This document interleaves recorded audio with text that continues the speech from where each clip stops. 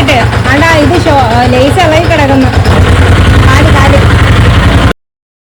Hi, ഇന്ന് നമ്മുടെ travelling വ്ലോഗാണ്. ഇന്ന് നിങ്ങൾ ഞങ്ങളുടെ വീട്ടിലെ കാര്യങ്ങളൊക്കെ അല്ലേ കാണുന്നത്. ഇന്ന് നമുക്ക് പുറത്തോട്ടൊക്കെ പോകാമെന്നേ, അപ്പോൾ ഒരുമിച്ച് പോകാം കേട്ടോ. അപ്പോൾ ആദ്യം തന്നെ ശാലുവിനെ കയറ്റി ഓട്ടോയിൽ വിട്ടിട്ടുണ്ട്.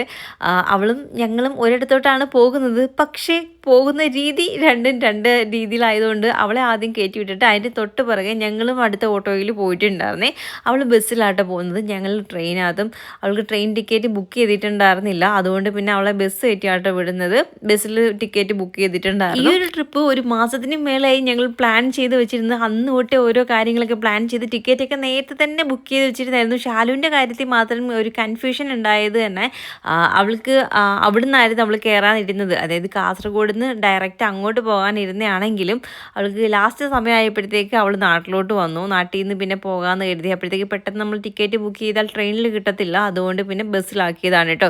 അങ്ങനെ ഇതാ നമ്മൾ കൊല്ലത്ത് വന്നു. കൊല്ലത്ത് നിന്ന് ട്രെയിൻ കയറി കഴിഞ്ഞപ്പോഴാണ് ഞാനൊരു കാര്യം ഓർത്തത്. ഞാനൊരു കാര്യം എടുക്കാൻ വിട്ടുപോയിട്ടുണ്ടായിരുന്നു. വീട്ടിൽ നിന്ന് ക്യാരിങ് ബാഗ് എടുക്കണമെന്ന് ഞാനിങ്ങനെ ഓർത്ത് വെച്ചിരുന്നായിരുന്നു. എടുത്തെല്ലാം എടുത്ത് വെച്ചെങ്കിലും ലാസ്റ്റ് സമയമായപ്പോഴത്തേക്ക് ഓട്ടോ വന്നപ്പോഴത്തേക്ക് അത് എടുക്കാതെ ഇങ്ങനെ പോയിരുന്നു കേട്ടോ. ട്രാവലിംഗ് ചെയ്യുന്ന സമയത്ത് ഈ ക്യാരിങ് ബാഗ് ഭയങ്കര യൂസ്ഫുൾ ആയിട്ട് എനിക്ക് തോന്നിയിട്ടുണ്ടായിരുന്നു. ഋതുവിന് വേണ്ടത് ഞങ്ങൾക്ക് വേണ്ടുന്ന ഫുഡും ഞങ്ങൾ കരുതിയിട്ടുണ്ടായിരുന്നേ. ഋതുവിന് ഒരു പാൻ കേക്ക് ഉണ്ടാക്കിയിട്ടുണ്ടായിരുന്നു. അത് കഴിഞ്ഞിട്ട് പിന്നെ പഴവും പിന്നെ ആപ്പിളും ഒക്കെ അവർക്ക് സെപ്പറേറ്റ് എടുത്തിട്ടുണ്ടായിരുന്നു. ഞങ്ങൾക്ക് ചപ്പാത്തി മുട്ടക്കറി ഉണ്ടാക്കിക്കൊണ്ടാട്ടോ പോയത്. വേണ്ടുന്നത് അവൾക്കും കയ്യിൽ പൊതിഞ്ഞു കൊടുത്തിട്ടുണ്ടായിരുന്നു. ബസ്സിലിരുന്ന് കഴിക്കാൻ വേണ്ടിയിട്ട് പോകുന്ന വഴിക്കൊക്കെ നിർത്തുമെങ്കിലും ഒന്നോ രണ്ടോ അടുത്ത് നിർത്തും. പക്ഷേ അവൾക്ക് ഇറങ്ങിയൊക്കെ ഇനി മേടിക്കുകയൊക്കെ വേണ്ടി, അതും അവിടുത്തെ ഫുഡൊക്കെ എങ്ങനെയാണെന്ന് അറിയത്തില്ല. അവൾക്കും പുറത്തെ ഫുഡ് വയറിന് പിടിക്കില്ല കേട്ടോ.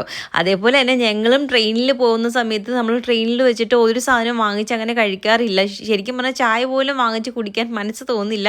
നമ്മൾ ഓരോരോ വീഡിയോസൊക്കെ കാണുന്നതിൻ്റെ വെച്ചിട്ടൊക്കെ തന്നെയാണ്. പിന്നെ വയറിന് സുഖമില്ലാണ്ടൊക്കെ ആയി കഴിഞ്ഞാൽ ഭയങ്കരമായിട്ട് പണി കിട്ടും. കൊടൈക്കനാലിൽ പോയിട്ട് വന്ന വീഡിയോ കണ്ട ആൾക്കാർക്ക് മനസ്സിലാവും ഞാൻ അനുഭവിച്ച ബുദ്ധിമുട്ട് എന്താണെന്ന്. കാരണം അത്രയ്ക്ക് അങ്ങ് വയ്യാണ്ടായി പോയിട്ടുണ്ടായിരുന്നു. അതുകൊണ്ട് തന്നെ എനിക്കിനി ഒന്നും വാങ്ങിച്ച് കഴിക്കാനും വയ്യ. അതുകൊണ്ട് നമ്മൾ എന്തെങ്കിലും കൊണ്ടുപോകാറായിട്ട് പതിവ് എപ്പോഴാണേലും. പിന്നെ എന്താ ഋതുവിന് ആദ്യം കയറിയപ്പോൾ ഒരു പഴം കൊടുത്തിട്ടുണ്ടായിരുന്നു. അത് കഴിഞ്ഞ് പാൻ കേക്ക് കുറച്ച്, എല്ലാത്തിൽ നിന്നും കുറേശ്ശെ മാത്രമേ ഋതു കഴിക്കാറുള്ളൂ കേട്ടോ. അതുകൊണ്ട് അതിൽ നിന്നൊക്കെ ഇത്തിരി കൊടുത്ത് അവളെ കിടത്തിട്ട് ഞങ്ങളും കഴിച്ച് കിടന്നിട്ടുണ്ടായിരുന്നേ. ഞങ്ങൾക്കാണെങ്കിൽ മിഡിലാട്ടോ സീറ്റ് കിട്ടിയത്. അതുകൊണ്ട് തന്നെ ശരിക്കും പറഞ്ഞാൽ എനിക്ക് പേടിയുണ്ടായിരുന്നു ഋതു എടുത്ത് ചാടുമോ എന്നൊക്കെ. അതുകൊണ്ട് ഉറങ്ങിയിട്ടേ ഇല്ല കേട്ടോ. അവളാണെങ്കിൽ ഇടയ്ക്കിടയ്ക്ക് ഇങ്ങനെ പാൽ കുടിക്കാൻ വേണ്ടി എഴുന്നേറ്റ് ഇരിക്കും, എന്നിട്ട് എൻ്റെ മേലത്തോട്ട് ഇങ്ങനെ ചാഞ്ഞ് കിടക്കും. അങ്ങനെയൊക്കെ ഉള്ളതുകൊണ്ട് എനിക്ക് നല്ല പേടിയുണ്ടായിരുന്നു. കുഞ്ഞിനും ഇടയ്ക്കൊക്കെ ഞാൻ നോക്കുമ്പോൾ ആൾ ഉറങ്ങുമായിരുന്നു, എന്നാലും നന്നായിട്ട് ഉറങ്ങാനൊന്നും പറ്റിയില്ല. മുകളിലിങ്ങനെ കിടക്കുന്നതുകൊണ്ട് തന്നെ പോകുന്നവരും വരുന്നവരൊക്കെ കാലിലൊക്കെ തട്ടുകയൊക്കെ ചെയ്യുക. അത് പേടിച്ച് ഇങ്ങനെ കുഞ്ഞൻ കാലൊക്കെ ഇങ്ങനെ ഒരുമാതിരിയൊക്കെ വെച്ചൊക്കെ കിടന്നത്. ഇപ്പോൾ രാവിലെ എഴുന്നേറ്റപ്പോൾ എനിക്ക് കാലൊക്കെ വേദന എടുക്കുന്നു, വേദന എടുക്കുന്നൊക്കെ പറയുമായിരുന്നു കേട്ടോ. കിടന്നിട്ട് ഒരു സുഖവും തോന്നിയില്ല, മേലൊക്കെ അങ്ങ് വേദനിക്കുന്ന പോലെയൊക്കെ തോന്നുമായിരുന്നു. അതുകൊണ്ട് ഞാനിങ്ങനെ എഴുന്നേറ്റ് കേട്ടോ, ഇനി എനിക്ക് വയ്യാന്നും പറഞ്ഞിട്ട്. എന്നിട്ട് താഴെ ഇറങ്ങി സീറ്റിനകത്ത് ഇരുന്നു. പിന്നെ ഋതുട്ടൻ ആദ്യം ഒന്നും ഉണർന്നെങ്കിലും പിന്നെ അവൾ നന്നായിട്ട് കിടന്ന് ഉറങ്ങുന്നുണ്ട്. പിന്നെ ഞങ്ങൾ എടുത്തില്ല കേട്ടോ, അവിടെ തന്നെ കിടക്കട്ടെ എന്ന് എഴുതി നമ്മൾ താഴെ ഇങ്ങനെ നോക്കിയിരിക്കുകയായിരുന്നേ. താഴത്തെ സീറ്റിലുള്ള ആൾ അവരും കിടക്കുന്നതുകൊണ്ട് പിന്നെ ആ സീറ്റ് താക്കേണ്ട വന്നില്ല. കുറേ കഴിഞ്ഞപ്പോഴത്തേക്ക് അത് ആൾ എഴുന്നേറ്റിട്ടുണ്ടായിരുന്നേ. പിന്നെ അവിടെ നിന്ന് എടുത്ത് മാറ്റിയിട്ടേ സീറ്റിങ് താഴത്തോട്ട് മാക്കാന്ന് കരുതി. നല്ല ചൂടുണ്ടായിരുന്നേ, അതുകൊണ്ട് തന്നെ ഋതുവിന് ഉറങ്ങാൻ പറ്റുന്നുണ്ടായിരുന്നില്ല. അവളാണെങ്കിൽ വീർത്തിങ്ങനെ കുളിക്കുകയായിരുന്നു. അതുകൊണ്ട് ഡ്രസ്സൊക്കെ അങ്ങ് മാറ്റി കൊടുത്തു. രാവിലെ എഴുന്നേറ്റ സമയത്താട്ടോ പിന്നെ ഇട്ട് കൊടുത്തത്. അങ്ങനെ നമ്മൾ ഇതാ എങ്ങോട്ടാ പോകുന്നത് ഇതുവരെ പറഞ്ഞില്ലല്ലോ. നമ്മൾ ബാംഗ്ലൂരോട്ടാട്ടോ പോകുന്നത്, അതായത് സംഗീയുടെ അടുത്തോട്ടാണ് പോകുന്നത്. അത് നിങ്ങൾക്ക് വഴിയേ മനസ്സിലാവും.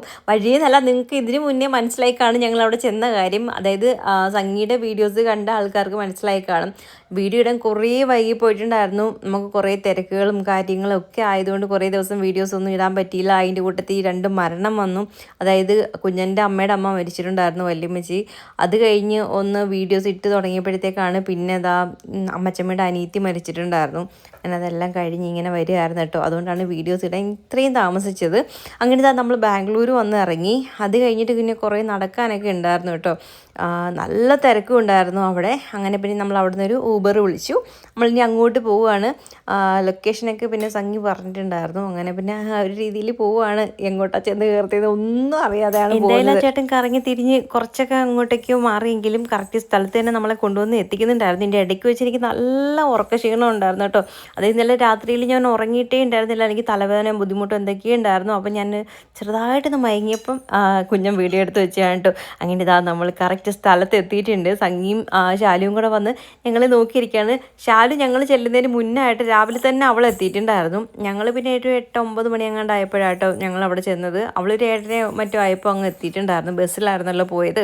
അങ്ങനെ ഇതാ അവളുടെ റൂമിലോട്ട് നമ്മൾ കയറി. കുഞ്ഞൊരു മുറിയാണ്, അതിനകത്ത് തന്നെ എല്ലാ കാര്യങ്ങളും വെച്ചേക്കുന്നത്. നല്ല രസമുണ്ടായിരുന്നു.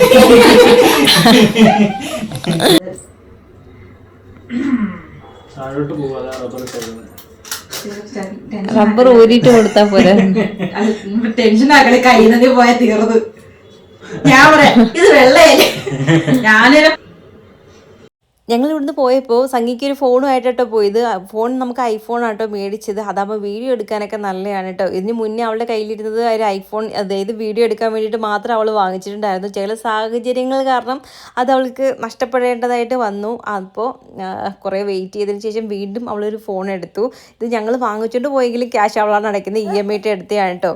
അങ്ങനെ പിന്നെ അത് കിട്ടിയതിൻ്റെ സന്തോഷമൊക്കെ ആയിരുന്നു. ലാവൻഡർ ഷെയ്ഡ് വേണമെന്ന് പറഞ്ഞാൽ അങ്ങനെ അതാട്ടോ എടുത്തേ. കാണുമ്പോൾ ലാവൻഡർ ആയിട്ടൊന്നും തോന്നത്തില്ല.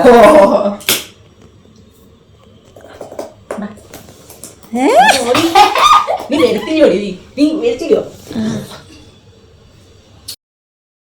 ഋതു ആദ്യമൊക്കെ സംഗീത എടുത്ത് പോകാൻ മടി കാണിച്ചെങ്കിലും പിന്നീട് അങ്ങ് പോയിട്ടുണ്ടായിരുന്നേ. പിന്നെതാ ഞങ്ങൾ കാര്യം പറച്ചിലും കഥ പറച്ചിലൊക്കെ ആയിരുന്നു. ഞങ്ങൾ എപ്പോൾ കണ്ടാലും ഇത് തന്നെയാണ്, പറയാനുള്ള കാര്യങ്ങളൊക്കെയാണോ പറഞ്ഞ കാര്യങ്ങളൊക്കെ തന്നെ വീണ്ടും വീണ്ടും പറഞ്ഞുകൊണ്ടൊക്കെ ഇരിക്കെ.